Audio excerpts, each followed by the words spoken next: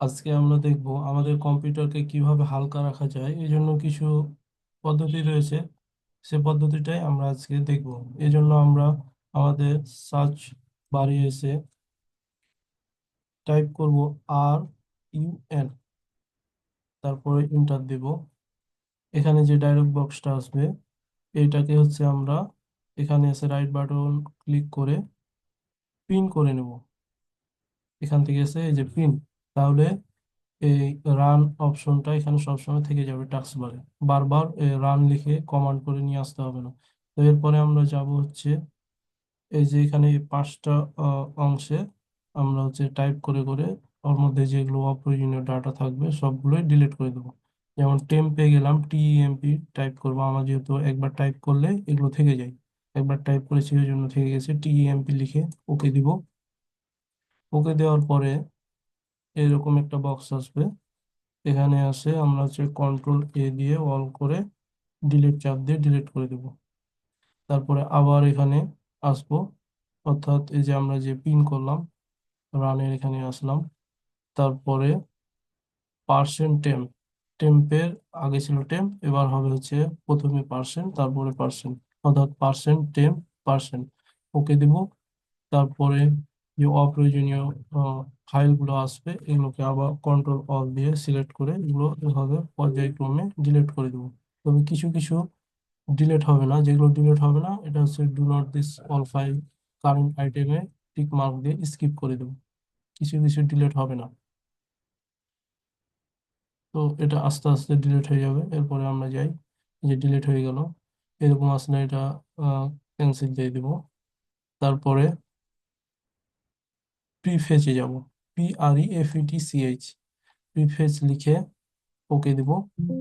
ওকে দেওয়ার পরে আমাদের এখানে একটা এরকম ধরনের পপ আপ উইন্ডো আসবে। কন্টিনিউ দিব। কন্টিনিউ দেওয়ার পরে সিলেক্ট অল, তারপরে ডিলিট করে দেবো। এভাবে প্রত্যেকটা ডিলিট করে দেবো, আর যেটা ডিলিট হবে না সেটা স্কিপ করে দেবো। তারপরে আছে আমাদের রিসেন্ট। রিসেন্টটা এইরকম আসবে। এগুলোকে অল সিলেক্ট করে ডিলিট করে দেবো। তারপরে থাকবে হচ্ছে TREE, তারপরে ওকে দিব। তো ট্রিটার কাজ হচ্ছে আমরা একসাথে অনেকগুলো রিফ্রেশ একসাথে করতে পারি এই ট্রি এর মাধ্যমে। এই যে আমরা যে রিফ্রেশটা করতেছি এই রিফ্রেশটাই এই ট্রি কমান্ডের মাধ্যমে অনেকভাবে, মানে অনেক বেশি পরিমাণে হয়। তো আমরা মাঝে মধ্যে কাজের ফাঁকে ফাঁকে এই রিফ্রেশও করব, প্লাস এটাও মাঝে মধ্যে করবো, তাহলে আমাদের কম্পিউটারটা ফাস্ট থাকবে। এরপরে ওই যে ডিলিট গুলো করলাম এই ডিলিট অংশগুলো রিসাইকেল বিনে এসে জমা হয়ে থাকে। যে সমস্ত যেগুলো ডিলিট করলাম সবগুলো রিসাইকেল বিনে আসবে। এই জন্য এখানে এসে আবার কন্ট্রোল অল দিয়ে ডিলিট চাপ দিয়ে ওদের ডিলিট করে দেবো।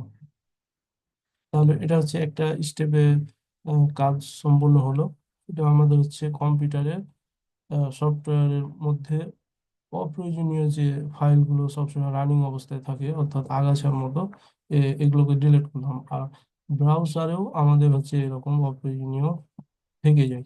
থেকে যায় বলতে আমরা যখন যা ব্রাউজ করতেছি, অর্থাৎ ইউটিউবে গেলাম, ফেসবুকে গেলাম, এগুলো কিন্তু হিস্টোরি হিসেবে থেকে যায়।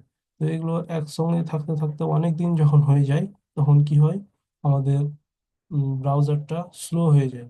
মানে অনেকগুলো থাকে তখন জ্যাম ধরে যায় ফাইলগুলো। তো এই হিস্টোরি হিসেবে এগুলো জমা হয়ে থাকে। তো আমরা এই হিস্টোরিটাকে ডিলিট করার জন্য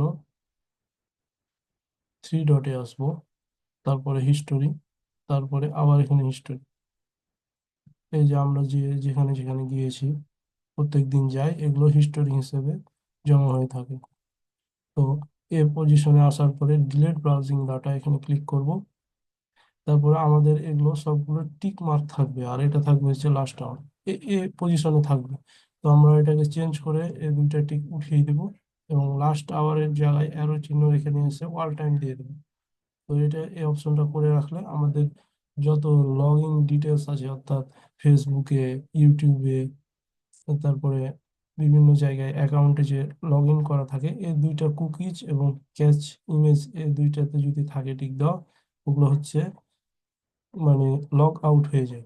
সমস্তগুলো লগ আউট হয়ে যায়। তো আমরা লগ আউট করবো না, জাস্ট শুধু ক্রোম ব্রাউজারের মধ্যে যেগুলো আছে হিস্টোরি, ওগুলো ডিলিট করবো। এই জন্য হচ্ছে ব্রাউজিং হিস্টোরি দিব, আর এখান থেকে ওয়াল টাইম দিব, তারপরে ডিলিট ডাটা দিব।